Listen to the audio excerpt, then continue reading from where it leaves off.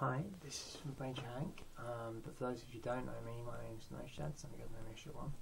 It's my Spurs video podcast. Major Hank is a regular commenter on my videos, and he seems to enjoy them. Probably the only one that does like listening to them, so I appreciate it, thank you very much. Big have to you, and big thumbs up. So he asked about what players that we don't have very. Definitely, from my personal opinion, check out Windy, Come On You Spurs, and the other one is Spurs Odyssey. The guy in Denmark, he goes to all the games, youth team, all of it. He'll travel up and down the country to watch Spurs. He's very passionate about Spurs, and so he's the guys to ask. In terms of what I think, I can only have what I've seen. I've only seen Ryan Fredericks play once. I saw some of the kids play for against Enfield Town. I wasn't that impressed. I really thought we tongued them, and obviously it's different. The pitch is much smaller. It's not exactly the best pitch in the world, and it was freezing, and it was very difficult.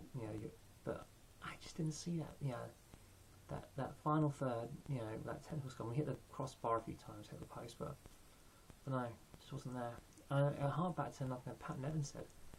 You have to have played 100 games by the time you're 22-23 if you have any chance of making it as a pro at the highest level. And there are many that don't make it. In terms of who do I think will make it, obviously Corker is doing a very good job at he did a very good job at Bristol City. I asked in the old 606 days, I would ask them, look, can you please tell me what you think about Stephen Corker? And they said, we love him, please can we keep him, he's just that good. And I said, seriously? Yeah, he really, he really did help them defensively solidity, because they're now back at the root of Division 1 of the Championship. So obviously they are missing his presence. Obviously, I don't know what the rest of what they're going through, but that's someone they're really, really missing, I guess. And he's doing pretty well at Swansea. Obviously, the first few games of the season go exactly their way, but he's not looking out of place. And who knows? I think he comes back. He can get into the team, and I think Ledley King, Gallus only have another year left. Maybe he goes on loan. He goes on one more loan period, and then he definitely does get into our team. I think maybe goes to a slightly stronger team. We'll see how it goes. But I think he's got a very good chance of making it. In terms of the other players, I would be really struggling to say if any of them could really do it. You'd like them to do it. I think, I mentioned earlier on another podcast, we've invested a lot in this academy and this new pitch of balls, training grounds, balls crossed. But in terms of how they're gonna make it, I just asked the Forest fans what they thought of Livermore, and they just thought he was all right, but he was not the greatest. And I think he'll be a good player, but is he going to be the one that's going to make it? It's so crowded in there. You never know. That to be totally honest, you never know. But you have to play at least 100 games, and I personally feel that come January, he's going to have to start pushing for a loan move, because playing the odd Europa League game isn't really going to develop him. I think he's going to have to start saying, look, I'd like to play Premiership football.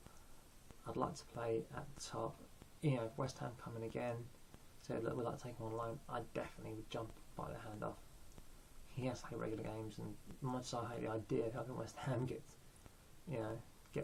back into the Premiership, maybe Southampton, maybe instead, but anyone else but West Ham, I think it'll be something that I think we need to do. So he has to get games again. Same for Tom Carroll, same for all of them really. Dean Parrott. It doesn't matter how good you are in the reserves. As Lee Barlow found out, Mark Gower, you can be great for the reserves, but if you haven't got that first team football where it's really on the line, you're really going to struggle. I've spoken about Carroll in earlier podcasts. You can check that out, and I like the fella. I like his turns and tricks. I think they've apparently followed it in for him, so I think that's a sign of something good. Ryan Fredericks, he's 18. I think he's still got that time on his side.